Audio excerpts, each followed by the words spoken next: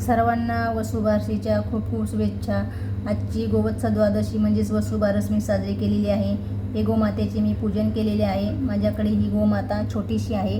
हे बघा, ही गोमातेचे वासरू पण आहे गोमातेजवळ। अशा प्रकारे माझ्याकडे ही गोमातेची प्रतिमा आहे।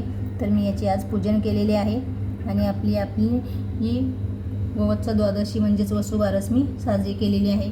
गोमाता म्हणजे आपल्या हिंदू धर्मीयांसाठी खूप पवित्र मानली जाते आणि गोमातेमध्ये आपण 33 कोटी देवतांचा वास आहे असे मानतो। त्याच्यामुळे आजचे पूजन हे आपण 33 कोटी देवतांचेच केलेले आहे असे समजून गोमातेला आपण पूजायचं असतं।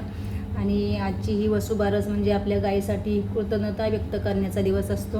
गोमातेमुळे आपण बरेचसे फायदे झालेले असतात आपल्याला, त्याच्यामुळे त्याच्यासाठी आपण आज गोमातेची पूजा केलीच पाहिजे। कारण की वसुबारस आणि ही गोवत्स द्वादशी म्हणजे फक्त गायी आणि वासराचीच पूजा केली जाते। तर या दिवसाला आपण दिवाळीचा पहिला दिवस असे मानतो।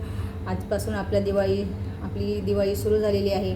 तर दिवाळीच्या तुम्हा सर्वांना खूप खूप शुभेच्छा। दिवाळी आनंदाने आणि निरोगी राहून साजरी करा। फटाके कमीत कमी वाजवा, कारण की फटाक्यांमुळे प्रदूषण होतं, म्हणून फटाके वाजवताना आरोग्याची पण काळजी घ्या। काही जणांना इजा होत असते, तर तुम्ही फटाके वाजवताना सुद्धा जपून वाजवा आणि अशा प्रकारे दिवाळी आनंदाने उत्साहाने साजरी करा। सर्वांना दीपावलीच्या खूप खूप शुभेच्छा।